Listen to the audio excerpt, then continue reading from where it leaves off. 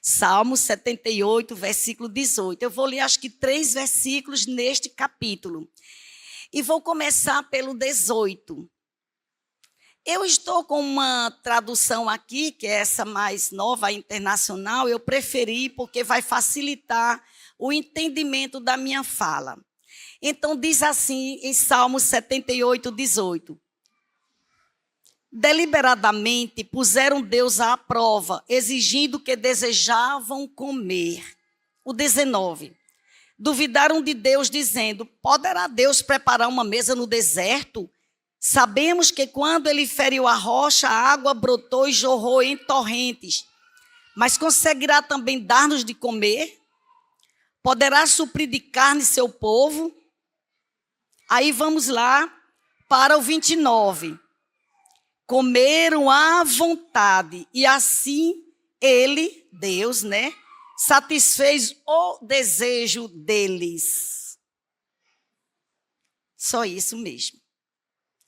Isso é a passagem da Bíblia quando cerca de 3 meses, eu sei assim mais ou menos, o povo que saiu do deserto, de repente viram que as sacolas das comidas que trouxeram, que estavam no deserto, mas que estavam saindo do Egito, sacudiram as sacolas, botaram com o fundo para cima e viram que não tinha mais comida e gritaram: Moisés, o negócio está feio aqui.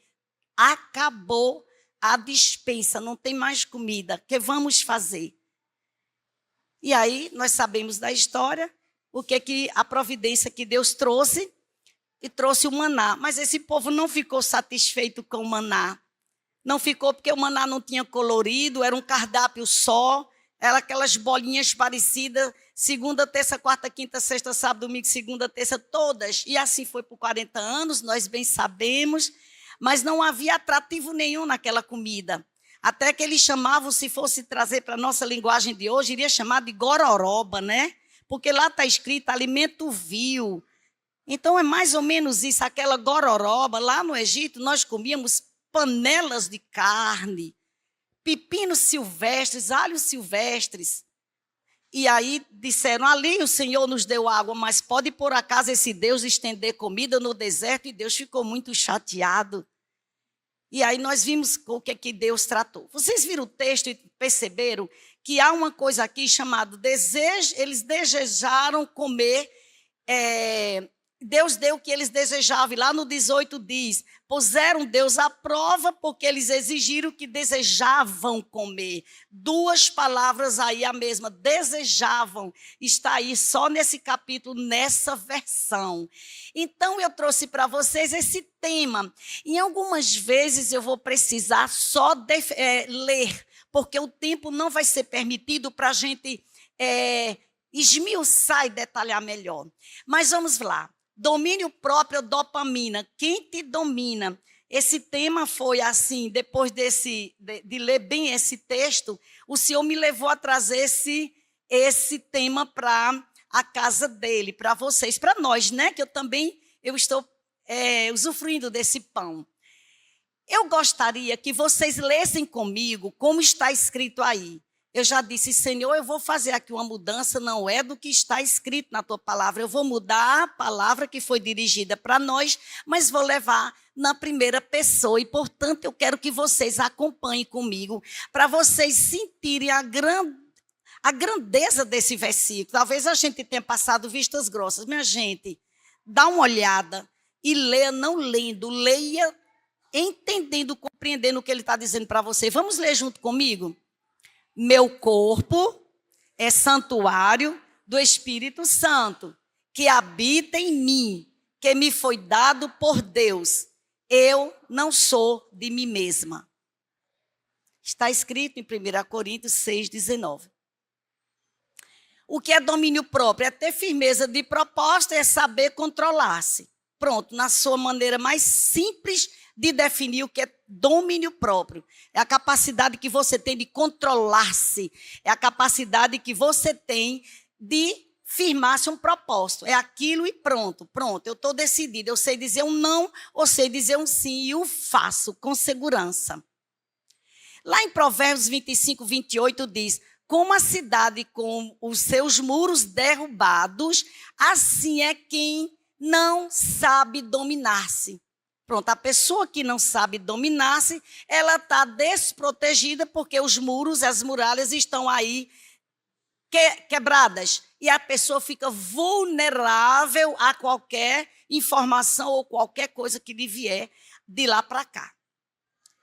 Lá em Gálatas 5, 22 a 23, diz domínio próprio. De onde é que vem o domínio próprio? Perdão, domínio próprio, de onde é que vem? Eu desenvolvo, eu capacito, existe um conceito que me faz tornar-me uma pessoa com domínio próprio. Saibam que o domínio próprio é um dom do Espírito Santo, ele é ali o 9 dos 9, né, naquela fileirinha, naquela lista que está lá em Gálatas 5.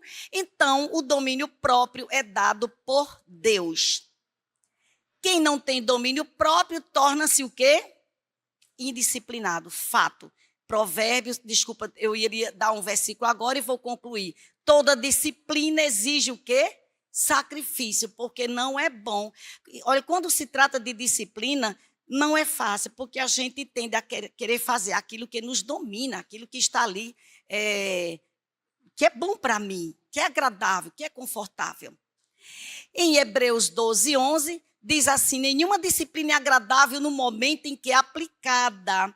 Ao contrário, é dolorosa. Parece ser chato, né? Mais tarde, porém, produz uma colheita de vida justa e de paz para os que assim são corrigidos. Dopamina, vamos agora, estou na parte das definições e já vou falar de uma maneira mais prática para vocês. É um neurotransmissor responsável por levar informações do cérebro para várias partes do corpo. Quem produziu essa dopamina, e tem noradrenalina, e vai ter o GABA, vai ter também aí outros neurotransmissores, esse aí é o que está envolvido quando você faz questão de querer comer alguma coisa. A dopamina está envolvida com os vícios, quando o hábito já não é mais hábito e você, de tanto habituar-se, torna-se um vício.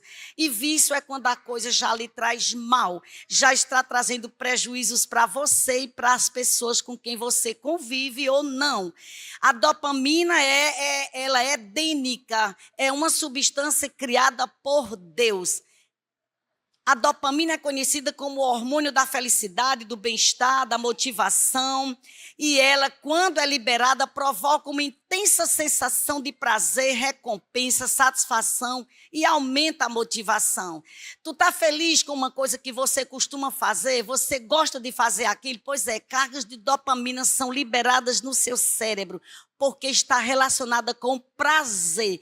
Lembra-se sempre, quando você ouvir falar a palavra dopamina, você lembra da palavra prazer. Vivemos numa sociedade moderna saturada de dopamina, não é verdade? Muitas coisas assediam-nos para nos dar prazer. E pessoas com baixas concentrações de dopamina, elas saem procurando alguma coisa para mexer no seu entusiasmo. E elas procuram o quê? Acham até que precisam e elas usufruem de quê? Cafeína, açúcar e outros estimulantes para dar conta da atividade do dia a dia. Olha aí os exemplos das coisas, situações que o fazem aumentar a produção de dopamina e você, por ela, ser dominado. Junk foods, lanches gordurosos, frituras, drogas, jogos de azar, pornografia, masturbação crônica, uso de vibradores, que está muito em alta, e a Sociedade Brasileira de Ginecologia tem recomendado os vibradores para as mulheres, redes sociais, refris e o açúcar que eu destaquei, porque esse aqui é o que está mais em alta. E, diga-se de passagem, esse é o mais difícil de ser deixado. E ele é o mais perigosinho, porque ele nos deixa sentir mais à vontade e é livre o uso dele. É muito livre e, na verdade, ele é o mais perigosinho e ele é um incitador dos demais. Outros também itens de aumento de dopamina. Vamos lá. Queridos, não era para a gente sentir cansaço, como nós nos sentimos cansaço, afadigado, não era. Nós não deveríamos sentir enxaqueca nunca, não. Nós não precisávamos tomar 2 a 3 vezes analgésicos, Dorflex, paracetamol, dipirona para enxaqueca. Nós não deveríamos usar indutor do sono, o Rivotril, o Zolpidem. Nós não precisávamos usar esses itens, nem os inibidores seletivos da recaptação da serotonina. Nós não precisaríamos usar sertralina, citalopram, escitalopram, fluoxetina, paroxetina, venlafaxina. Nenhum desses nós deveríamos nem precisaríamos usar. Nós deveríamos, aqui, o ideal é termos energia, disposição. A nossa memória deveria ser preservada boa, nós deveríamos ter boa memória. Mulheres, eu vou falar aqui como ginecologista. Toda vida nós deveríamos ter a nossa genitália, a vagina, lubrificada, rosada, receptiva, para atender a demanda do qual a gente ainda precisa dela, rejuvenescida. Nós não deveríamos, sentir cansaço ou fadiga. Mas eu quero aqui para vocês trazer aqui a diferenciação de cansaço ou fadiga. Por quê? Preste atenção. Você deve já ter dito esta semana, se não hoje, para alguém, ou ter entrado no seu quarto e ter dito: estou cansado, estou morta, eu estou morto.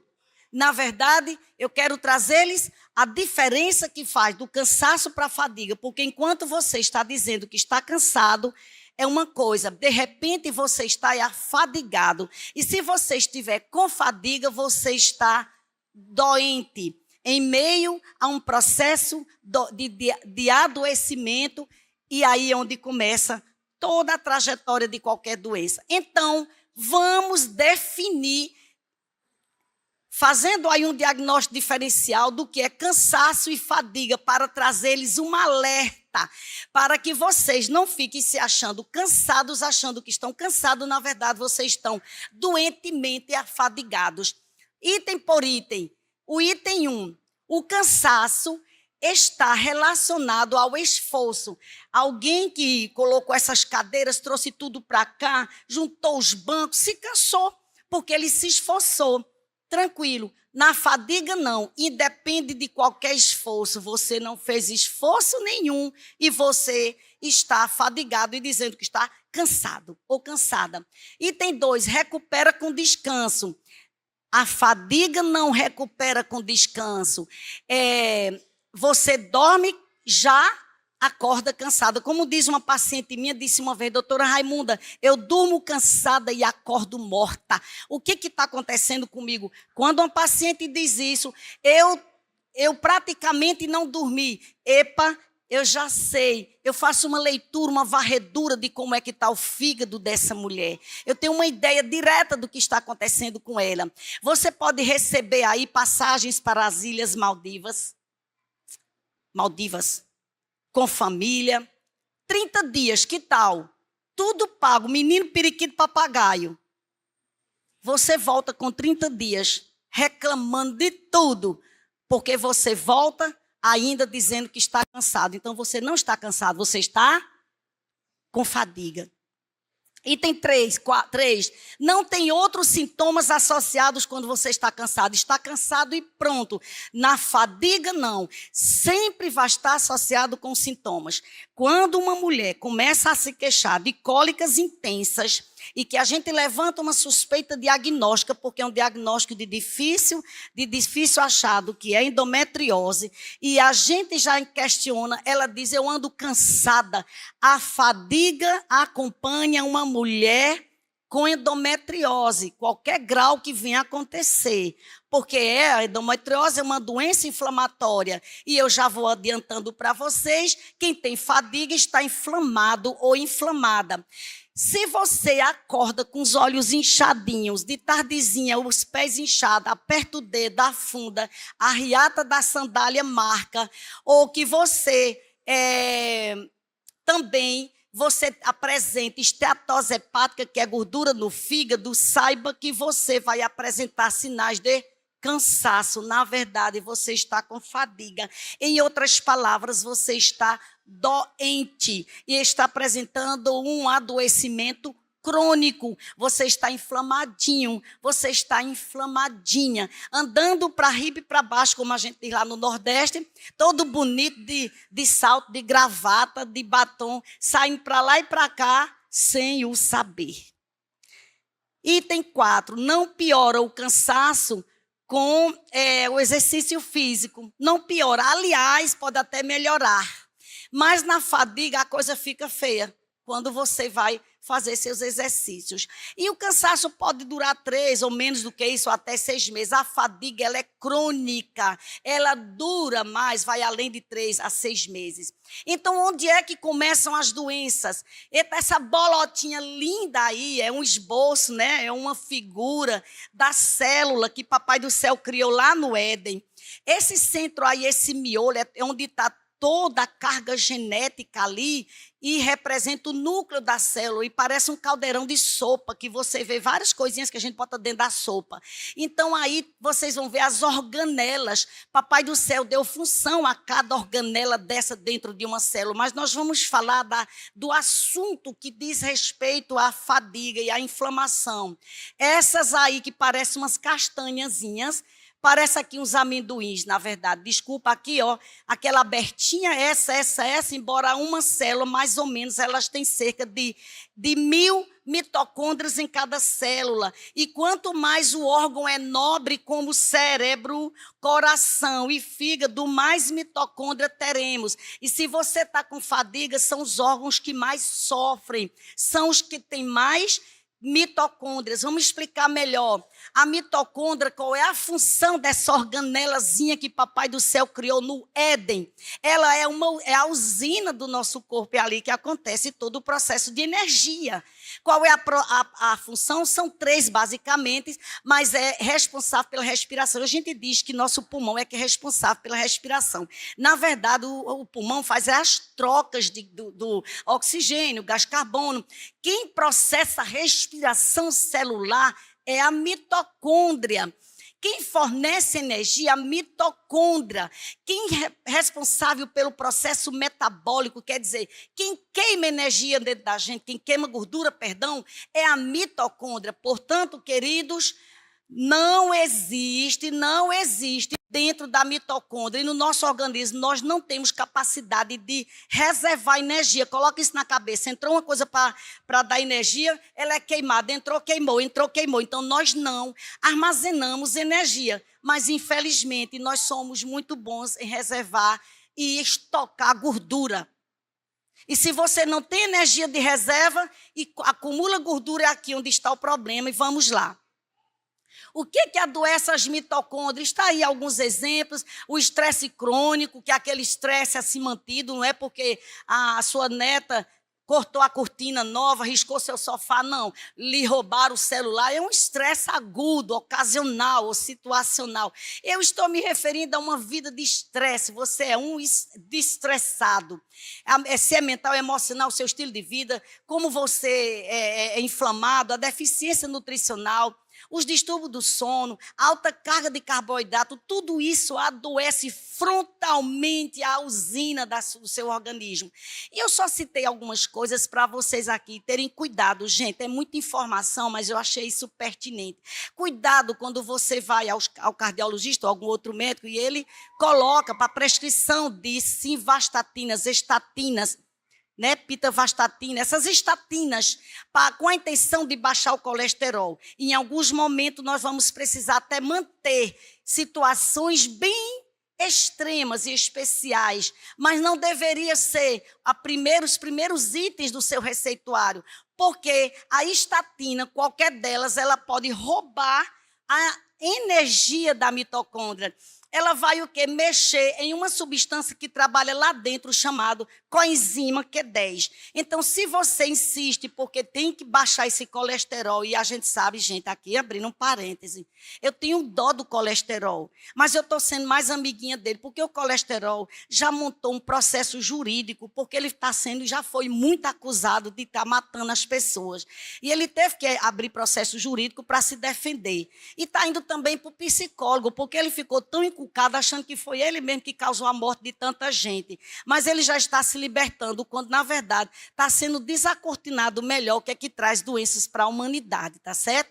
Então, relaxa aí. Omeprazol, pantoprazol, lanzoprazol, que são chamados os inibidores da bomba de próton.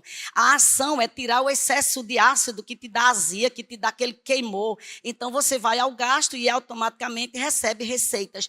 E tenham cuidado, porque essas substâncias, além de roubar energia, em especial o omeprazol aí, ele vai roubar também a B12 do seu estômago, e você precisa de B12 para forrar a capinha do neurônio, que se chama membrana, a bainha de mielina, que são os neurônios aqui no cérebro. E se você desencapa essa bainha, se você desencapa esse fiozinho chamado neurônio, você terá mais probabilidade de sofrer por uma demência, a principal, a doença de Alzheimer. Então, tenha muito cuidado, você sendo vegetariano ou não, cuidado com sua B12, ela deve estar nos níveis de 500 a 900, tá? Não deixa menos do que isso, que você precisa de B12 para ter uma proteção aí neurológica e na transcrição do DNA para impedir que você transforme suas células do bem em células carcinogênicas. Eu preciso de B12. Aí outra coisa que adoece as mitocôndrias, hiperglicemia, resistência à insulina, metais tóxicos. Hoje minhas panelas são higienizadas, brilhantes não são mais. Você chegar na minha cozinha, as panelas, elas não dão brilho. Elas ficam com crosta de qualquer coisa, porque foram queimadas. Eu faço um esforço maior para tirar aquela crosta. Quando não consigo, deixa para lá. Porque eu não quero usar bombril, eu não quero usar bucha de aço para não ter que absorver esse ácido. As doenças, querido, que começam na mitocôndria e partem para o intestino partem do intestino e de lá vão para o cérebro, mente, coração, osso, mama, fígado, estômago, pâncreas, próstata, tireoide, útero, ovários, vagina, cabelos, pele, unha, etc. Então, eu disse assim, as doenças têm que começar em um órgão. E o órgão que mais sofre, o que tem maior impacto, onde começa a doença é no intestino. Está aí a figura, está aí o fígado, esse aqui bem marrom, bonito, brilhoso, o estômago, o pâncreas escondidinho aqui, a vesícula na loquinha, e aqui está o intestino grosso, moldurando o intestino delgado, aqui está o apêndice, aqui está finalizando até chegar ali na sigmoide, ampola retal e tudo mais. Vamos supor que, agora vamos fazer de conta que a gente está dentro do intestino, viu? Estamos dentro do intestino, tá certo? E aqui está a parte de baixo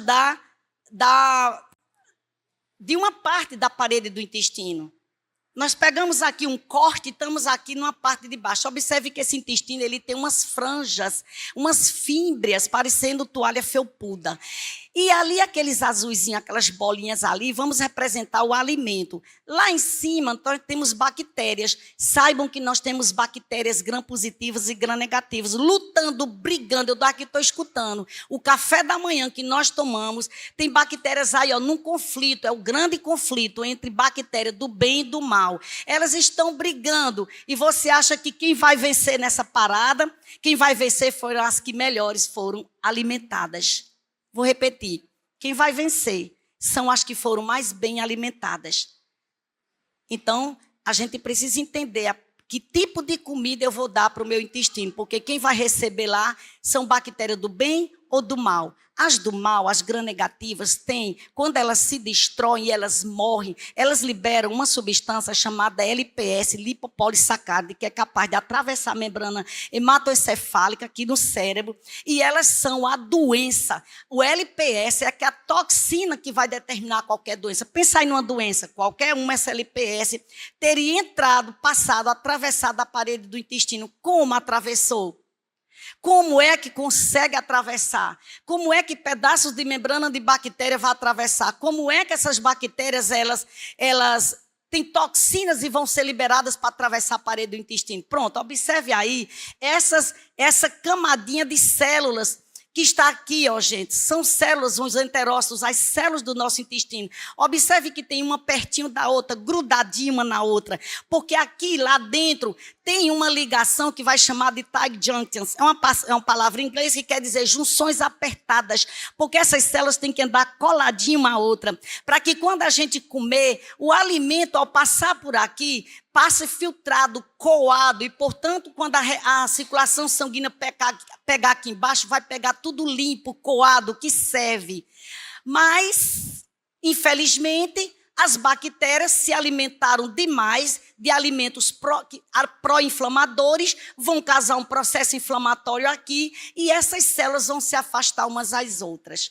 Elas vão ficar bem distantes uma das outras, deixando furos, que não vai ser mais coladinho assim. A isso chamamos hoje de leaky gut, é uma palavra em inglês que quer dizer hiperpermeabilidade intestinal. Então, em vez do seu intestino filtrar, coar, como se fosse tecido de noiva, voal, fininho, vai filtrar que nem uma estopa. Eu estou exagerando na comparação, mas é necessário para que vocês entendam que vocês passam a ter, nós, hiperpermeabilidade. O intestino vai ficar mais com furos, buracos grandes. E isso vai permitir com que toda a toxina e o LPS atravesse. A circulação está lá esperando como se estivesse numa BR, montando suas carretas e vão receber todas essas toxinas e vai emburacar por aí afora. Bom, vocês entenderam?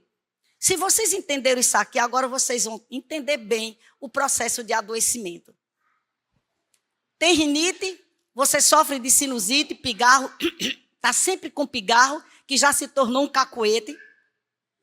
Alergia de pele, gente grande e gente pequena. Asma, dores articulares, dores nas juntas. Junta tudo isso aí, querido. Principal motivo, reação alergênica a uma toxina, por conta de uma inflamação provocada pela proteína do leite chamado caseína. Quer se livrar de alergia, de rinite, de sinusite, de enxaqueca? Por favor, faça um teste, 40 dias, e vocês serão curados. É uma coisa impressionante, são os resultados a partir disso, porque você não vai mais provocar seu sistema imunológico dentro do intestino para ter que provocar essa reação inflamatória. Só lembrando aqui uma coisa para vocês. Olha que coisa incrível. O nosso intestino nunca foi tão estudado depois da pandemia. Nunca se estudou tanto, nunca entraram tanto dentro do intestino. A ciência agora está entrando dentro do tubo, de cabeça, para entender o intestino. Gente, nosso intestino é o grande produtor, cerca de 85%, 90%, dependendo dos estudos, produtor das nossas células de defesas. Quer dizer que é o nosso intestino que produz nossas células de defesa em 85%, 90% até mais? Sim. Sabe quem é que produz as substâncias que nos dá alegria, vontade de servir, que dá o bom humor, chamado serotonina? 85%, mais um pouco aí também? O intestino. Então, o intestino não é só tripa, como a gente até... Tadinha do intestino, né? O que era o intestino antes? Só para transportar, a gente só lembrava que a função dele, transportar fezes. Mas é no intestino onde está o nosso maior estoque de células defensivas, que nos defende e dá serotonina. Você está com queixa de queda de cabelo, de unha quebradiça, questiona. É hipotiroidismo? É baixa de ferritina? E acne? Quantas meninas jovens aí, adolescentes? É da adolescência, não é da adolescência. Acontece que a adolescente, que deveria e tem uma carga de protetor maior, de defesa, mas eles são os que mais comem, que mais se alimentam dos alimentos que mais inflamam. Os adolescentes, as adolescentes, eles comem, eles consomem muito mais laticínios e glúten e açúcar do que feijão, arroz, entendeu? Então, por isso, ainda tem a sobrecarga da questão dos hormônios estrogênio que estão bem elevados em relação à progesterona. Cólicas menstruais, endometriose, adenomiose, miomatose, gente, tudo isso, pólipos endometriais, pólipos cervicais, Tudo isso tem uma explicação. Dor mamária pré-menstrual, cisto mamário, câncer de mama. Essas e outras patologias de cunho ginecológico, nada mais, nada menos é do que predominância estrogênica. Você tem celulite, você tem engorda, você tem mastalgia, dor na mama, tem TPM, tem mioma, tem endometriose, dificuldade para engravidar. Entendam, isso aí, colocando tudo dentro de um saco, quer dizer que você produz muito estrogênio e pouca progesterona. Perdoe-me, mas eu não tenho tempo de explicar bem essa rota para vocês. Mas lá no Éden, Deus determinou para os ovários que eles deveriam produzir uma quantidade de progesterona e estrogênio onde eles andassem de mãos dadas. Progesterona, você é quem vai impedir que o estrogênio suba demais. E você vai ter uma ação de antídoto, né? Você vai antiproliferar. Não deixa a progesterona subir demais. Tá bom, pode deixar. E a progesterona foi subindo, e o pobre da progesterona perdeu o controle de baixar esse estrogênio. Daí está instalada as doenças femininas, todas as doenças hormonais na ginecologia. A partir disso. E hoje nosso tratamento não é enfiar hormônio, pílula anticonceptiva para corrigir a hemorragia, a dor, a endometriose, a cólica menstrual. Não, você está colocando mais hormônio. A proposta é baixar estrogênio e subir progesterona. O que está por trás disso? Você deve estar perguntando. Ô, doutora Raimundo, o que foi que fez com que eu subisse meu estrogênio e baixasse a progesterona? O que fez? Infelizmente, o que fez subir foram o estresse, com o aumento do cortisol, que vai fazer produzir mais estrogênio, e os alimentos carregados de estrogênio.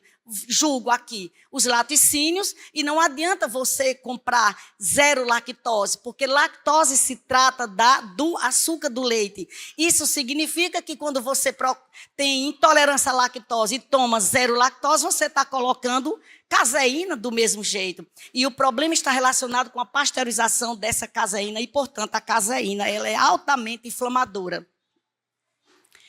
Doenças autoimunes, não há cura para uma doença autoimune. Pode ser esclerose múltipla, síndrome de Sjögren, pode ser artrite reumatoide, vitiligo, pode ser psoríase, lúpus, qualquer doença autoimune. Quer dizer, doutora Raimunda, que eu não tenho cura, mas eu posso, assim, interromper o processo e o avanço e até aparecimento de novas doenças autoimunes. Hashimoto.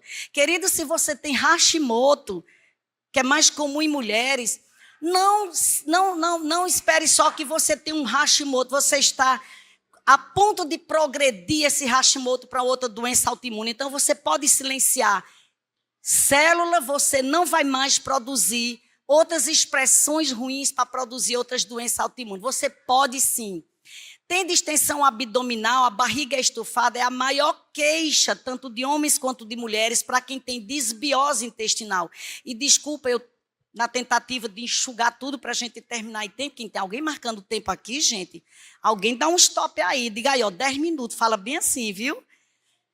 Então, se você tem disbiose intestinal, e eu falava daquele problema lá do intestino, aquela confusão de bactéria toda se chama disbiose intestinal, porque antes existia um equilíbrio, uma simbiose. As bactérias gram-negativas, elas não deixam perder terreno para as gram-negativas. Por quê? Porque elas recebem alimentos que não inflamam.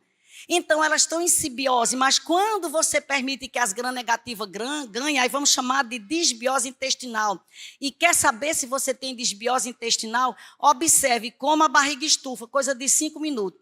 E você se queixa de muito arroto, você arrota demais, você solta muito gases, é um atrás do outro, é uma coisa em série. Você queixa de azia, de refluxo, de queimor, gastrite crônica, e você fica sempre a tomar omeprazol. Queridos, façam só o teste, por favor.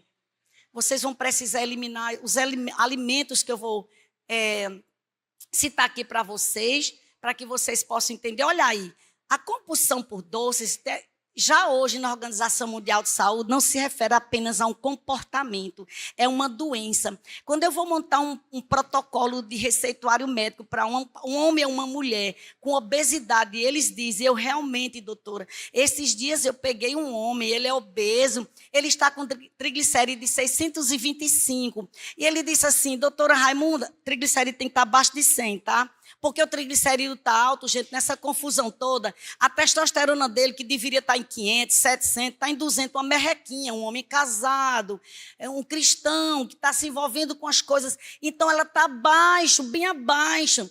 E uma coisa vai como uma pedra de dominó. Você dá um peteleco nessa, cai as outras. E esse homem está sem energia. E ele é empreendedor, mas ele está se perdendo no meio do campo.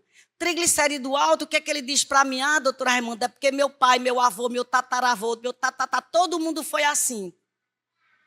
Isso não significa que você tem... Gente, doenças hereditárias não é sentença de morte. Porque, nem para o lado positivo, nem negativo. Doutora Raimunda, todo mundo é safenado na minha família. Morre por infarto. Eu vou morrer também, já que eu vou morrer, eu vou aproveitar a vida. Não é assim. Você pode silenciar essa genética, que é de 15% até 20%, 25%. Queridos, 85% é por sua conta. E você pode silenciar essa predisposição genética e dizer, eu não vou ser como minha família. E não se gabe, se seus parentes morreram com 99, 105, 110 anos, morre todo mundo com 99 anos e para lá. Eu também vou morrer velho porque eu sou dessa genética. Não é assim. É por isso que hoje a ciência entendeu-se que existe outra coisa além da genética, chamado o quê? Começa com a letra E. Epigenética. Parabéns. Esse menino vai ser um colega meu. Em nome de Cristo. Deus precisa de você. Tá bom? Se é desejo do seu coração, que Deus proveja todas as portas para você ser um médico, para a causa dele. Amém? Epigenética é toda influência ambiental. É toda influência que vem de fora, o que eu como, o que eu deixo de comer, o que eu deixo de fazer, que vai interferir na minha transcrição de DNA. Então, gente, não fiquem acomodados achando que é por causa da genética, ok? Está aí o sobrepeso, a obesidade, no homem, na mulher. E eu quero apresentar para vocês esse tecido aí todo bonitinho, caroçudinho, bem redondinho, que é o tecido gorduroso. Esse tecido aqui, querido, foi o que a Covid mais teve, ele mais apaixonado por esse tecido.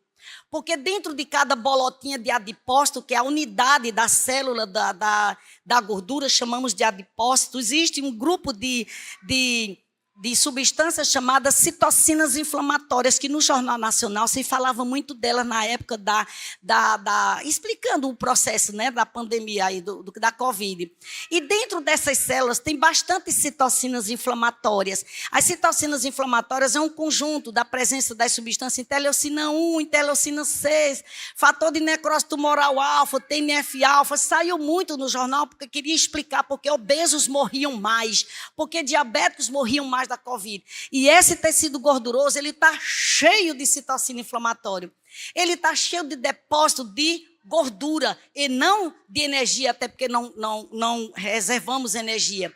E o que nós precisamos é de tecido muscular. Muito bem, tecido muscular, de fibra muscular. Aqui eu tenho doença, aqui eu tenho saúde. Aqui eu acumulo gordura, aqui eu acumulo energia. Opa, aí não, foi errada. Aqui eu acumulo saúde. Quanto mais fibra de tecido muscular nós tivermos, mais saudáveis seremos. Essa semana eu li um trabalho científico e um comentário que o cientista, uma pessoa fez lá, disse assim, alguns dias daqui para frente nós vamos dizer que nós temos 5 corações. Nós temos 5 corações, mas nós só conhecemos um, que é esse. E os outros 4 ficam onde? Um aqui, outro aqui. E os outros 2? Na panturrilha. Por quê? Porque são a parte do nosso corpo onde há mais músculo. E é de músculo que nós precisamos. Não é à toa que os exercícios físicos fazem parte dos 8 remédios de Deus. É aqui numa fibra muscular, gente, onde a mitocôndria age com poder. É aqui nos músculos. Então, nunca é tarde para você fazer exercício. Quanto mais você queima gordura, mais exercício se faz. Então, você não vai ser doente só porque tem obesidade. Você que não tem músculo, que só tem pelanca também. Porque não está exercendo a musculatura, tá certo? É aqui onde há o processo de energia, a usina. Eu não sabia que eu tinha trazido essa figura. Então, nós vamos dar uma palestra ali à tarde na igreja da Praia do Canto e vai ser sobre sexualidade. E eu vou dar uma sacolejada nos homens. Nós vamos trazer orientações boas, como é que vocês vão preservar a saúde de vocês, a sexualidade, preservar os órgãos genitais para que se mantenham saudáveis, firmes, operantes, funcionantes. Porque para alguns está sendo apenas peça de decoração. E nós vamos falar sobre isso. Queridos, a testosterona, ela está muito presente na medida em que você tem músculo. Quanto mais músculo, mais testosterona. E aí o que acontece? Quando você tem muita gordura, você vai ter o processo de conversão de testosterona e estrona. A estrona é o hormônio ruim. Ele é o tipo de estradiol, porque são 3, estrona, estradiol e estriol. A estrona é o que está presente no câncer de mama, porque a mulher ela converteu o estradiol em estrona. E das enzimas, a principal, na verdade, enzima, que converte testosterona em estrona, que está presente também no câncer de próstata, é a aromatase. Ela é péssima, eu não gosto de falar no nome dessa enzima, porque ela é adoecedora. Ela é a que rouba, sequestra, ela é a que estraga com a testosterona do homem. Ela arrasta a testosterona para a estrona, converte. E onde é que ela está? Diga logo aí, onde é que ela acha para ele acabar com essa aromatase? Sabe onde ela está presente? Ela está presente bem aqui. A aromatase. Quanto mais tecido muscular uma pessoa tem, mais aromatase ela tem. Mais ela vai converter testosterona em estrona. E é por isso que os homens que estão ficando obesos, eles estão ainda ganhando peso, e aí eles estão ficando com pochete, abdômen globoso. Quanto mais o homem ele tem um processo de formação de abdômen globoso, menos testosterona ele tem, mais aromatase ele tem, e está formando ginecomastia. Os homens estão ficando com peitinhos de lado, e já começa as crianças, que às vezes já é da adolescência, com peitinhos de lado. Observem, quanto mais peitinho, culote, bumbum mais redondinho, o rostinho redondinho de um homem, ele está com aspecto ginecoide, em formato de mulher, em formato redondinho, mais ele, então, vai ter risco para ele ter todo adoecimento, inclusive as doenças metabólicas, as crônicas. Então, ele transforma aí. E eu quero trazer uma novidade. Saiu essa semana, é muito estudo sobre o zinco. Eu acho que eu trouxe aqui. Zinco. Todo homem precisa estar com as mulheres também, estou me referindo aqui por causa do assunto à tona aqui. Vocês, por favor, homens e mulheres, não permitam que o zinco de vocês esteja abaixo de 95. Tem que estar acima de 95. Então, procure aí os suplementos que estejam aí contendo zinco. Primeiro tem que medir, porque o zinco, ele destrói o processo de formação da aromatase. O zinco também nós usamos, eu trabalho numa clínica de reprodução humana, onde eu não trabalho na parte da avançada, eu fico aqui na parte de baixo, limpando o terreno biológico das mulheres para seguir lá em cima e conseguir sucesso com a FIV, né, com a fertilização in vitro. Mas o zinco participa da espermatogênese, deixa os espermatozoides bonitos, azulados, lindos, maravilhosos, aptos para ter suas funções. E o zinco, gente, ele é potentíssimo. Ele é anticarcinogênico, ele é anti-inflamador. É ele quem produz as natural killer, né? As células assassinas. Killer em inglês quer dizer assassina. Que Papai do Céu colocou com providência, né? Lá no Éden. E quando essas células assassinas, elas fagocitam, elas veem uma célula tumoral, elas engolem, elas comem a célula tumoral. Quem é que produz natural killer? Zinco. Vocês entendem? Eu só dei essa passada aqui rápida para vocês entenderem. O zinco, a tireoide, ela implora para o zinco. Você toma tanto remédio para hipotiroidismo, levoide, né? Levotiroxina, levoide, eutirox, sintroide, essa turminha aí, por T4, mas você não consegue baixar peso. pele ressecada, melasma, menstruação irregular, baixa libido, preguiça, falta de coragem, depressão, dificuldade para perder peso, facilidade para ganhar. O que é que está faltando? Está faltando o carrinho de mão para transportar o tijolo para a obra. Você tem TSH baixo, porque esses remédios que eu citei aí baixa, mas você não leva zinco, selênio, riboflavina, você não leva vitamina D, você não leva magnésio para dentro dessa tireoide, transportar o tijolo para a obra, ok? Estou falando rápido para que vocês possam, então. Está vendo aí? Em suma, açúcar, laticínio, glúten, trigo, falta de sono, estresse, obesidade, tudo isso inflama. Eu queria tanto que vocês levassem isso aqui e fizessem assim um outdoor e colocassem dentro de casa, na porta do banheiro, na porta da geladeira, principalmente. Botasse assim uma plaquinha quando for fazer compras, carrinho de supermercado, coloque isso aqui. O que te inflama? Açúcar, laticínios, glúten, envolve laticínio, leite e queijo, tá? Glúten, trigo, falta de sono, estresse e obesidade. Você nunca emagrecerá, meu querido e minha querida, se não desinflamar. E o princípio da desinflamação é tirar de dentro da célula, não permitir que entrem alimentos pró-inflamadores. Doenças são consequência da intemperança alimentar por falta de conhecimento ou pela falta do domínio próprio. Eu arrastei de novo agora a história do domínio próprio. E está aqui. Eu li já esse trecho para vocês. Está aí a definição de intemperança. Os alimentos que pró-inflamam, que é o glúten e açúcar, o leite de vaca, mostrando aí as tendências genéticas que eu já falei, né? E vou terminar com umas perguntinhas. Lembrar que quando você estiver diante de uma doença, não considere apenas que você está tratando o sintoma. Não busque tratar o sintoma de uma doença. Busque tratar a causa. Não tire uma erva daninha só podando. Arranque pela raiz. Vá na causa da doença. Na causa. Você quer isso para você? Né? Como é que você quer enfrentar o seu futuro? Estou terminando. De que maneira você vem enfrentando os seus estresses? Ter estresse todo mundo tem. Se eu sou policial, então como eu vou explicar melhor. Eu recebo paciente policial em Petrolina e ela está realmente estressada, obesidade, com depressão. Aí eu digo, querida, eu digo para a professora, aqui é a coordenadora, aqui é a professora, a gerente de banco, eu vou dizer para todas as pessoas, como é que você trata o estresse? Diminuindo o estresse? Cuidado, querido, quando lhes disserem assim, diminua o estresse. Como assim? Como é que uma coordenadora de escola vai diminuir o estresse? Alunos, a partir de hoje vocês têm cuidado que a médica mandou dizer que não é para vocês me estressarem. Aí a policial diz para os bandidos, não façam mais besteira, porque a médica disse que era para eu descansar. Você tem controle no estresse? Claro que não. Então o que é que está faltando com você? Sabe por que você está doente? Porque você foi apagar o incêndio da sua vida, que todo mundo tem o seu, tem o meu, você tem o seu incêndio. Talvez tua labareda seja maior do que a minha, não importa. A questão é, como você está indo apagar seu incêndio?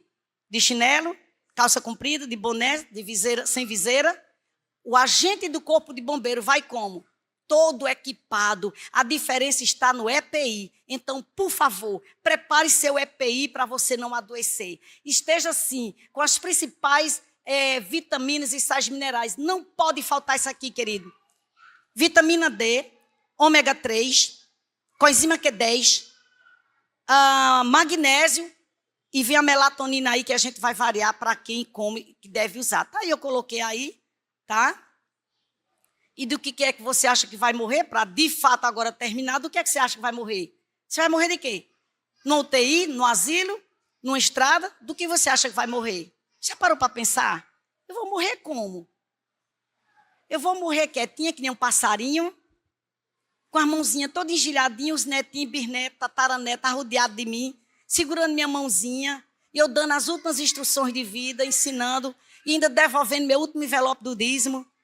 Como é que eu vou morrer? Para pensar. Queridos, envelhecer é bom. Envelhecer doente é que não presta. E morrer cedo, pior ainda. Para morrer numa boa velhice, meu filho, você tem que caprichar antes. Porque ninguém aprende a nadar enquanto está se afogando. Que o Senhor Deus nos abençoe.